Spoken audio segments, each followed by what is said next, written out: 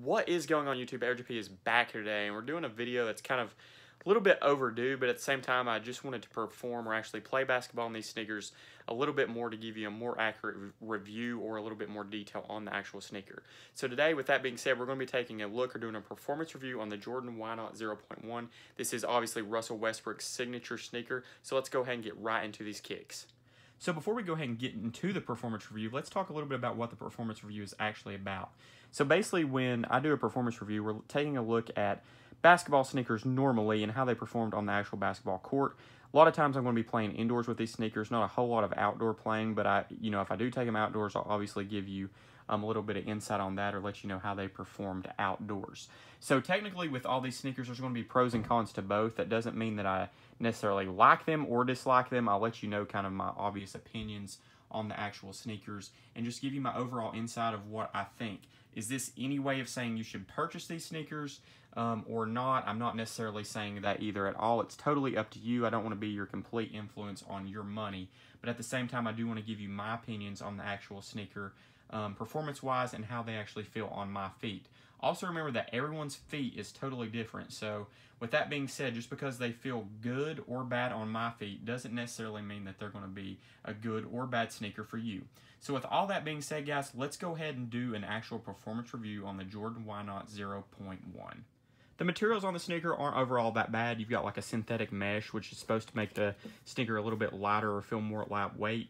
I'm not going to lie, they feel kind of bulky, kind of heavy to me in my opinion, but that doesn't mean that they will feel that way for everyone, but that is how they kind of feel on my feet. At the same time, the traction on these, I'm not going to lie, I feel like is overall terrible. When I played on a dusty court, it was just horrible. You know, I was sliding everywhere. I didn't feel like that I could get any traction whatsoever. When the court was clean, it wasn't that bad, but it also wasn't really anything great at all either. I played in tons of sneakers that are a lot better overall traction than what these have. And then if the court is very, very dusty, and like I said, I know I said dusty already, but I mean, if it's very dusty, I could have basically just went home. It was that bad. So, you know, I just feel like the traction could have been a lot better. Now, I have heard people say that they do like the traction on these. I'm not exactly sure, you know, if maybe it's just this model, this colorway, what it may be. But as I said, this pair did not perform very well on the court for me at all. The one thing that I actually will give these sneakers is that they really do have very good lockdown.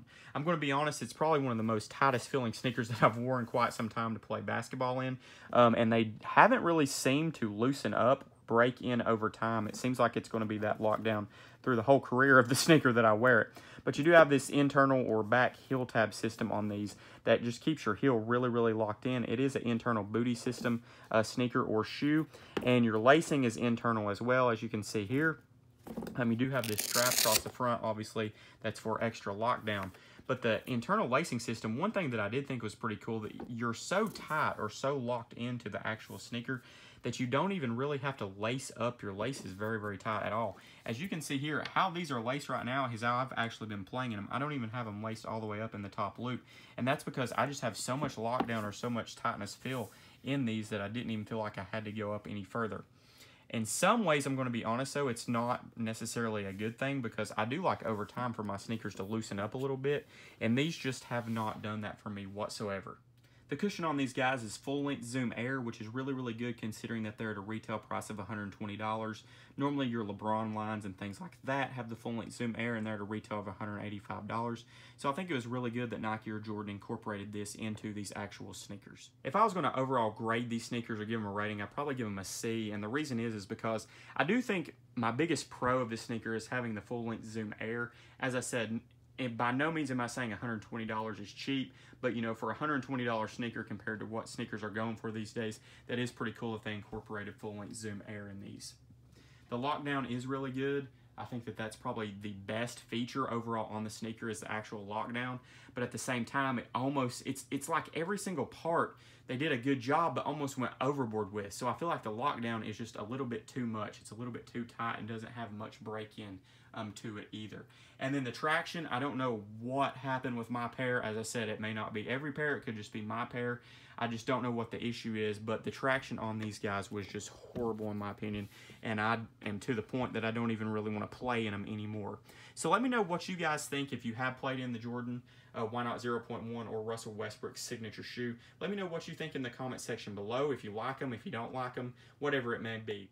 I really want to thank everyone for tuning in today and checking out the performance review on the Jordan Why Not 0.1 or Russell Westbrook signature model, whichever you may want to call it. If you did enjoy the performance review, let me know in the comment section below, and also let me know what sneaker you would like me to do a performance review on next. But I do appreciate you guys watching the video today. If you haven't checked out any of my other videos, please do so, and definitely hit that like button, that subscribe button, and that bell icon so you know every single time that I upload a video. But thanks again for watching, and we'll see you again very, very soon.